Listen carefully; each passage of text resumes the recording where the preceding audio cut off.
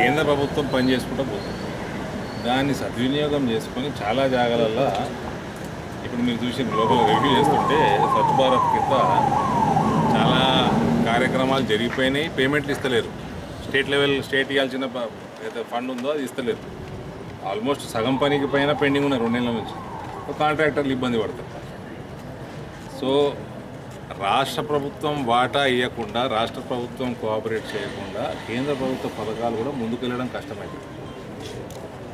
వీళ్ళేమో అన్ని ఫ్రీ ఇస్తామని చెప్తారు, వస్తారు, గదినెక్కుతారు, ఏది ఇయ్యరు, పైసలు ఉండయి. ఇట్లా ఇబ్బందులు అయితే వీళ్ళు చేసే ఇటువంటి ఇబ్బందుల వల్ల కేంద్ర ప్రభుత్వం ఫండ్ రావడానికి ఇబ్బంది అవుతుంది. ఫైనల్గా డెవలప్మెంట్ ప్రోగ్రామ్స్ ఆగిపోతాయి. అని కూడా నేను మీడియాని అందుకనే పిలిచేదే అందుకు దిశ మీటింగ్.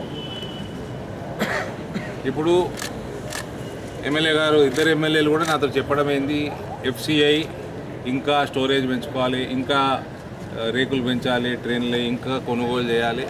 నేను గత 6వ సంవత్సరం ఇది, ప్రతి సంవత్సరం పంచాయతీదే. తెలంగాణలో వడ్లు ఎంత పెరిగినాయి. కేంద్ర ప్రభుత్వము FCI కానీ వ్యాపారం చేయజాలదు, లిమిటేషన్ ఉంటుంది. రాష్ట్ర ప్రభుత్వాలకు లిమిటేషన్ ఉండదు. మీ అందరికీ తెలిసిన విషయమే. ప్రతిసారి కేసీఆర్ తోటి ఏం పంచాయతీ ఉంటుండే, బ్రోకెన్ రైస్ పంచాయతీ ఉంటుంది. బ్రోకెన్ రైస్ ఎడ తింటారు, కేరళలో ఎక్కడ తింటారు, తమిళనాడులో తింటారు, బీహార్లో తింటారు, జార్ఖండ్ ప్రాంతంలో తింటారు. ఎంత అయితే ప్రజలు కన్జ్యూమ్ చేస్తారో అంతనే FCI తీసుకుంటుంది. ఎక్స్ట్రా తీసుకుంటే FCI బయట ఎక్స్పోర్ట్ చేయదు, బయట అమ్ముకోజాలదు. కేంద్ర ప్రభుత్వం మురిగిపోతాయి. కాబట్టి ఎథనాల్ ఇండస్ట్రీ పెట్టుకోమన్నది, రైస్ బ్రాండ్ ఆయిల్ ఇండస్ట్రీ పెట్టుకోమన్నది, ఇటు అగ్రి బేస్డ్ ఇండస్ట్రీస్ పెట్టుకోమని అనేక మార్లు లిఖితపూర్వకంగా సలహాలు ఇచ్చారు. కేసీఆర్ ఎట్లా పనిచేసాడో చూసారు మీరు. మీరు ఎక్స్పోర్ట్ చేయాలంటే చేసుకోవచ్చు, మీరు ప్రైవేట్గా అమ్ముకోవాలంటే అమ్ముకోవచ్చు. కేంద్ర ప్రభుత్వం చేయరాదు.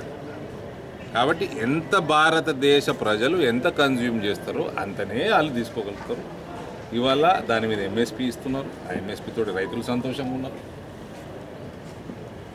ఇటువంటివి కమ్యూనికేషన్ ఏమేమి ఉంటుందో ఇవి కూడా ఎమ్మెల్యేస్కి నేను చెప్పడం జరిగింది. నెక్స్ట్ ప్రోగ్రామ్ నుంచి, నెక్స్ట్ దిశ మీటింగ్ నుంచి ఆఫీసర్లందరినీ కూడా ప్రోయాక్టివ్గా పనిచేసి, ఇవాళ నాకు ఇచ్చిన నోట్స్ కూడా కొద్దిగా ఇన్కంప్లీట్ ఉన్నాయి. నెక్స్ట్ టైం నుంచి కంప్లీట్ నోట్స్, డీటెయిల్డ్ సమరీ ఇవ్వాల్సిందిగా నేను చెప్పడం జరిగింది పీడి గారిని. ఇది యాజ్ ఆఫ్ నౌ ఎమ్మెల్యేస్ కూడా రావడం జరిగింది.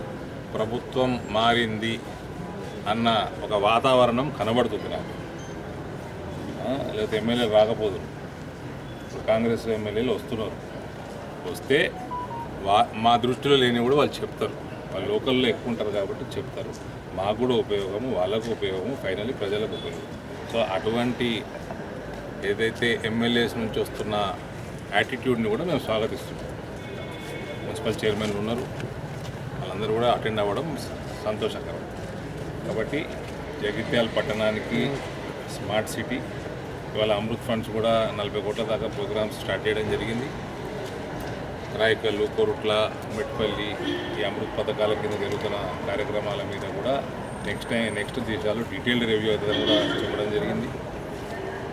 స్మార్ట్ సిటీ జగిత్యాలని చేయడము మా బాధ్యతగా తీసుకుంటున్నాము. ఆల్రెడీ డిస్కషన్లలో ఉంది. అది నిజామాబాద్ పట్టణము, ఇది 2 కూడా.